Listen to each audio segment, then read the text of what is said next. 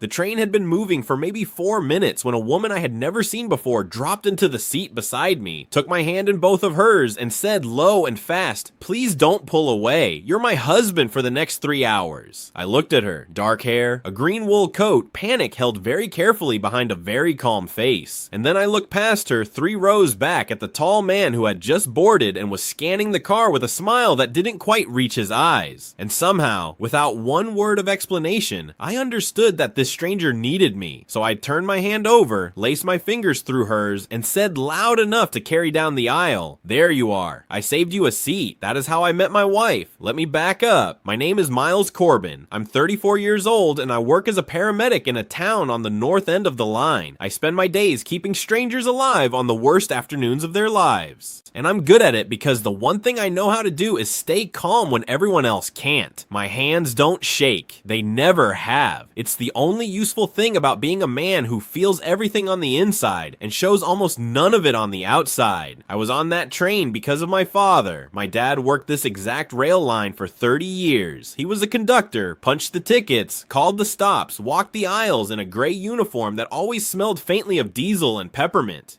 He knew every regular by name. He used to say his whole job came down to one thing. "Miles, I make sure strangers get home safe. That's it. Doesn't matter who they are or where they're going. While they're on my train, they're mine to look after." He died 3 years ago on an ordinary Tuesday, and every year on the anniversary, I ride his line from one end to the other alone, wearing his wedding ring on my right hand just to feel close to him for a few hours. That's who I was when Elise sat down. A numb man riding his dead father's train. Because I'll be honest with you about the state I was in. After my dad died, something in me just switched off. My wife at the time, Rachel, watched me go somewhere. She couldn't follow. And after a year of living with a ghost, she left. And she wasn't wrong, too. "You disappeared, Miles," she told me at the end. "You're still breathing, but you left 2 years ago and you never came back." I didn't fight her on it. She was right. I'd become very good at keeping strangers alive and completely useless at being alive myself. Before I tell you how a woman I'd known for 4 minutes ended up being my whole life, if you believe the best thing that ever happened to you can walk in the second you've stopped looking for anything at all, do me a quick favor and tap that subscribe button because this channel is full of stories exactly like this one and I'd hate for you to miss the next. Alright, back to the train. The man 3 rows back was named Grant. I didn't know that yet, sitting there with a stranger's fingers laced through mine. All I knew was that Elisa's hand was ice cold and gripping mine like a railing over a long drop, and that whoever this man was, the sight of him had scared her enough to marry the first stranger she could reach. He came down the aisle. Of course he did. Men like that always come over. "Elise," he said, stopping at our row. And the smile he wore was the kind of smile that's really a display of teeth. "I thought that was you. Small world. You're headed to the wedding, too."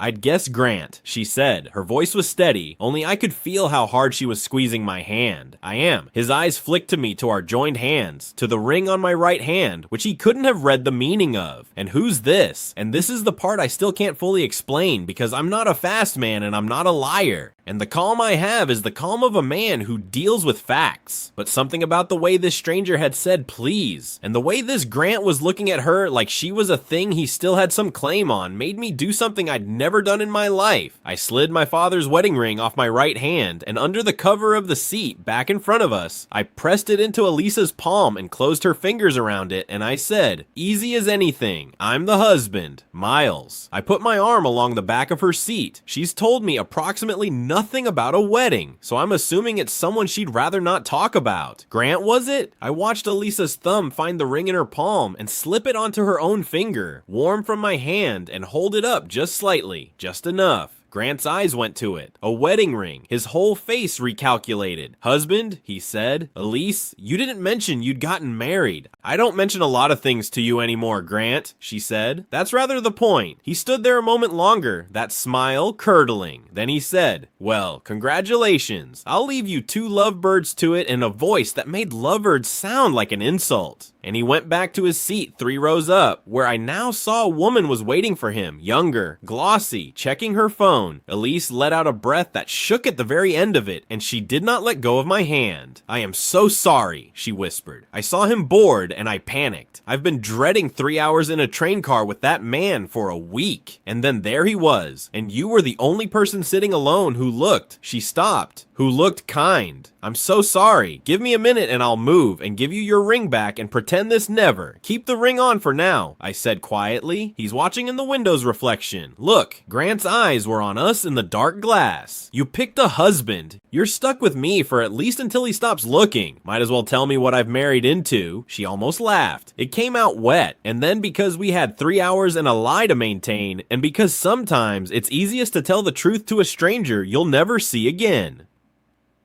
Elise told me everything. Her name was Elise Warner. She was 30, and Grant was the man she'd been engaged to for 2 years until 8 months ago. Everyone thinks I destroyed it, she said, turning the ring, my father's ring, slowly on her finger. Everyone thinks I'm the villain. His family, our friends, half my own family.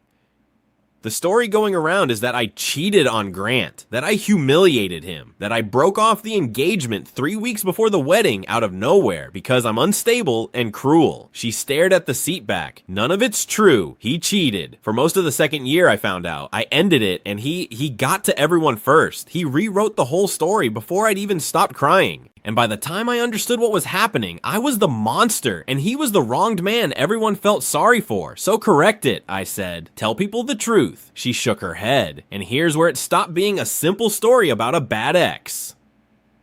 I can't, she said. The wedding I'm going to, the one he's going to, it's my little sister's, my sister Katie, and she's marrying Grant's cousin. The families are joining. If I stand up and tell everyone what Grant really did, if I blow his whole reputation apart the week of the wedding, I don't just hurt Grant. I set off a bomb in the middle of my sister's marriage into his family on the happiest day of her life. She looked at me, so I ate it. I let them all think I'm the crazy ex who broke a good man's heart because the only way to defend myself is to detonate my sister's future. I've spent 8 months being the villain in a story I didn't write to protect someone I love. And now I have to go sit at that wedding and smile while a whole room pies Grant and whispers about me. And I could not walk into it alone. I couldn't give them the picture they're all expecting. Poor unstable Elise, still single, still bitter.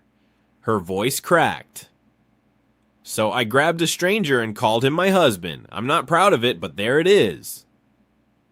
I sat with that for a long moment. The train rocked. Fields went by in the gray light, and something in me, the switched off thing, the part that had been dark for 3 years, flickered because I knew about swallowing a truth to protect someone. I knew about being calm on the outside while something enormous went on underneath. And I knew better than almost anyone what it costs to disappear inside your own life while you're still walking around in it. My father used to work this train. I heard myself say 30 years. He said his whole job was making sure strangers got home safe. I looked at her. I'm on this train today because he died 3 years ago, and I ride his line every year on the day, and I've spent those 3 years being about as switched off as a person can be and still have a pulse. I turned my hand over. The bare hand. Now, the ring on hers. So, here's what I think. I think you're not the villain in anybody's story. I think you're the only decent person in a room full of people who let a liar tell them what to believe. And I think for the next 3 hours, you're going to stop apologizing to me, and we're going to be the most convincing married couple this train has ever seen. My father would have liked that. Looking after one more stranger on his line. She looked at me for a long time. Then she said, "You're a very strange man. Miles, I've been told." I said, "Now, if we're married, I should know how we met. Grant's going to ask. Men like that always circle back." And so, for 3 hours, we built a marriage. We invented it detail by detail, laughing under our breath. Where we'd met, a hospital. Half true. She'd sprained her ankle and I was the paramedic who splinted it, we decided, because it was easy to remember. How long we'd been together. A year. The apartment we shared. The dog we were thinking about getting. But somewhere in the inventing, the strangest thing happened. We stopped inventing and started actually talking. Really talking the way you only can with someone when your guard is down, because none of it is supposed to matter. She told me about Katie and how she basically raised her after their mother got sick. I told her about my dad, the peppermint and the diesel, the way he knew every regular's name.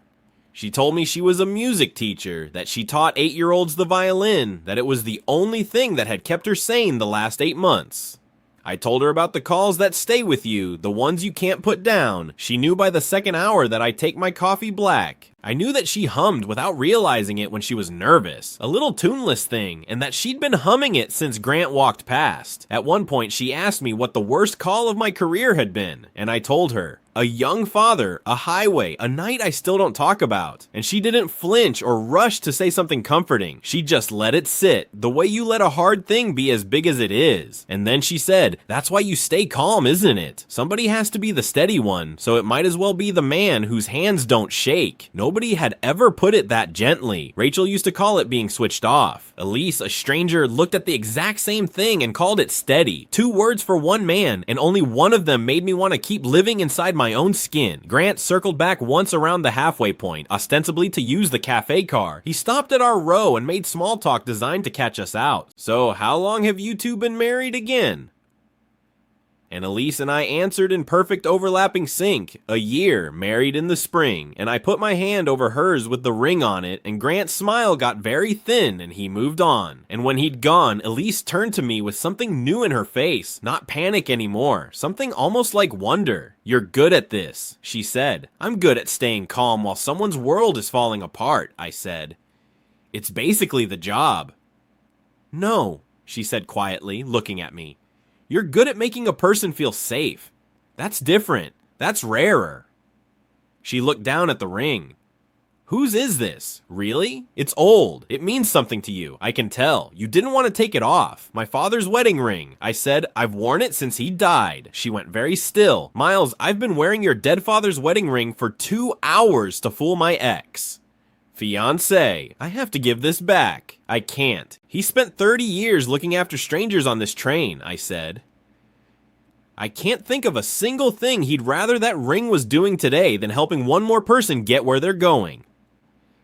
"Leave it on just for the 3 hours." That's all he ever asked of anybody. 3 hours safe on his line.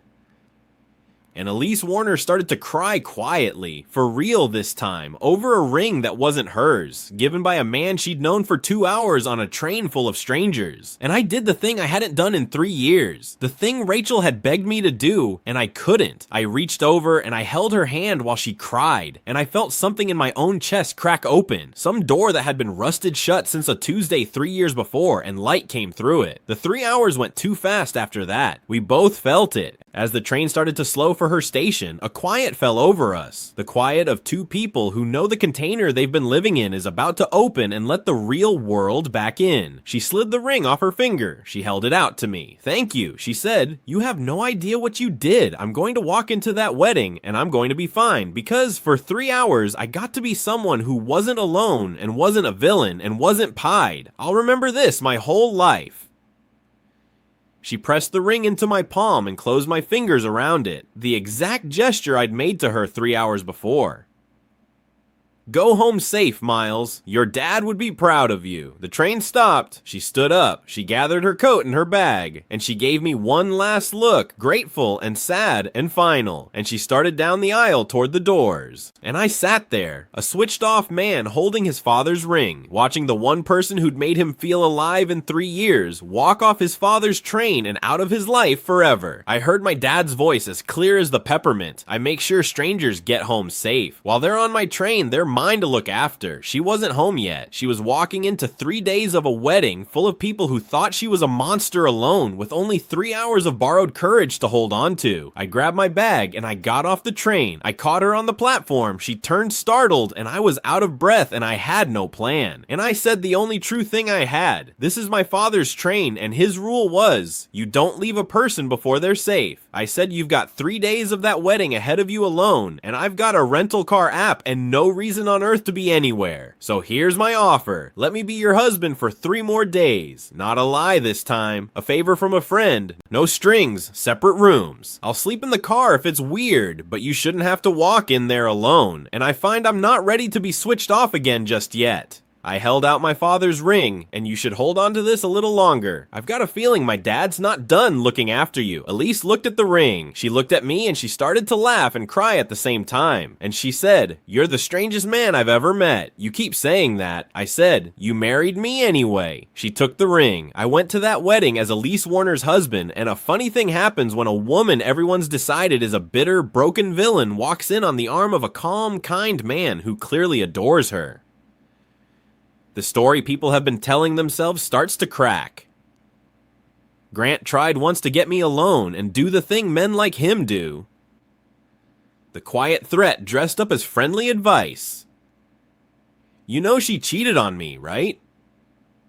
You know what you married. And I looked at him and I said, calm as I am at a car wreck, I know exactly what I'm standing next to, Grant. I've spent 3 days finding out. The question is whether everyone here is going to keep believing the version of events that just happens to make you the hero, because I don't. And people are starting to notice which one of you flinches when the other walks in. I didn't raise my voice. I never do. He didn't come near us again. There was a moment at the reception I'll carry for the rest of my life. The band was playing and the married couples were called to the floor, and Elise froze because of course everyone in that room was watching to see whether the unstable ex and her mystery husband were real, and a slow dance in front of 200 people is a hard place to keep a lie standing. She looked at me terrified and whispered, "I can't dance. I mean, I actually can't. I'll step on you and everyone's staring and then step on me," I said, and I stood up and held out my hand. My father used to say, "You don't get people home safe by leaving them at the edge of the floor. Come on, let them stare." I walked Elise Warner out to the middle of that dance floor and I put my hand at her back and we swayed badly. Honestly, she did step on me twice and I leaned down and said, "Look at me." Not at them, just me. 3 hours on a train, remember? We can do 3 minutes. And she looked up at me and something in her face let go. And for the length of one song, the woman the whole room had come prepared to pity was the most luminous person in it. I could feel the story in that room changing in real time. You could see it move across people's faces, the reweighing, the doubt about the version of events they'd been sold. Grant saw it too from the edge of the floor, and for the first time all weekend, he was the one who looked alone. "They're not staring the way they were an hour ago," Elise murmured against my shoulder. "No," I said. "They're not miles," she said quietly. "I don't think this is pretend for me anymore.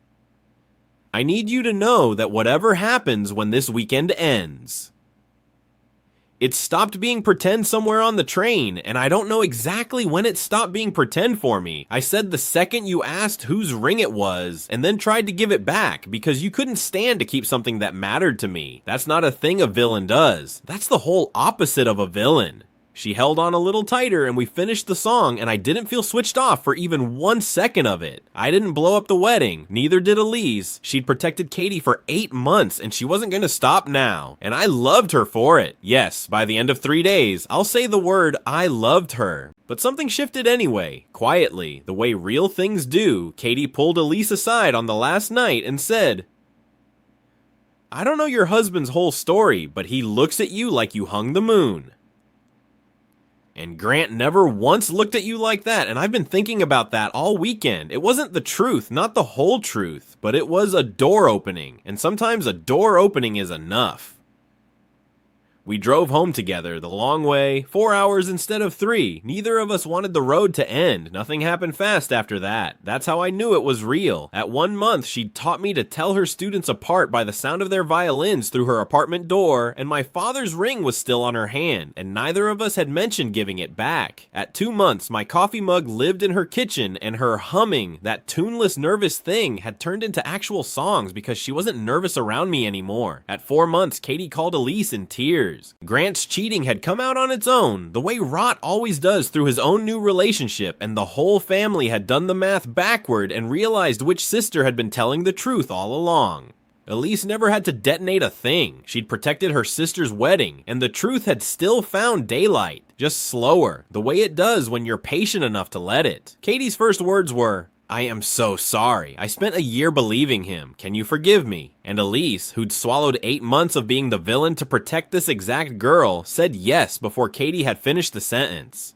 At 6 months, I switched to a paramedic job on the south end of the line so I could be near her. And my whole team said I'd changed, that I laughed now that the lights were back on. My dad's line, I ride it to work most mornings. At a year, Elise and I stood in a small courthouse, and I stopped being her husband for 3 hours and started being her husband for good. She wore my father's wedding ring, she'd never taken it off, and I'd never asked her to. And when the judge said the part about rings, she just held up her hand and smiled because she'd been wearing it since a train 4 minutes out of the station. I bought her a second ring, a new one, but the old one's the one she loves. My father's ring on the hand of the stranger he helped me look after. I think about that train more than she knows. About the numb man. I was riding a dead man's line, so switched off I could keep strangers alive and couldn't feel my own heartbeat. And about the woman who dropped into the seat beside me and grabbed my hand and said, "You're my husband," for the next 3 hours, thinking she needed me to save her. Here's the truth I've never told her, and maybe I never will, because some things are better just known. She didn't need saving. Not Billie Elise Warner is the strongest person I've ever met. She'd have walked into that wedding alone and survived it just fine. Chin up. The way she'd survived everything. She didn't grab me because she couldn't do it without a husband. She grabbed me because my father wasn't done. 30 years he spent making sure strangers got home safe. And 3 years after he died, on his own line, on the anniversary of the day I lost him, he reached out one more time and put the exact right stranger in the seat beside the switched off shell of his son and had her take my hand. She thought I was her husband for 3 hours, saving her from her past. She was the one who got me home. If you've ever had a stranger walk into your life at the exact moment you'd given up, the right person, the right day, like something bigger than luck was steering, I want to hear about it because I don't think those things are ever really an accident. Tell me your story down in the comments and tell me where in the world you're watching from tonight. I read every single one, and it honestly amazes me how far these stories travel. Somebody wrote in last week from a train of all places, and I haven't stopped thinking about it since. And be honest with me before you go. If a stranger had dropped into the seat beside you and whispered, "You're my husband," for the next 3 hours, would you have played along like I did? Or would you have pulled your hand back, kept your head down, and let them face it alone? There's no wrong answer. There's only the one you'd have to live with. If this story moved you even a little, do me one small kindness. Tap that like button so it finds the next person who needs it. Hit subscribe and turn on the notification bell because I'm here every week with a brand new story about the kind of love that shows up exactly when we've stopped believing it will. Ride safe. I'm glad you're here.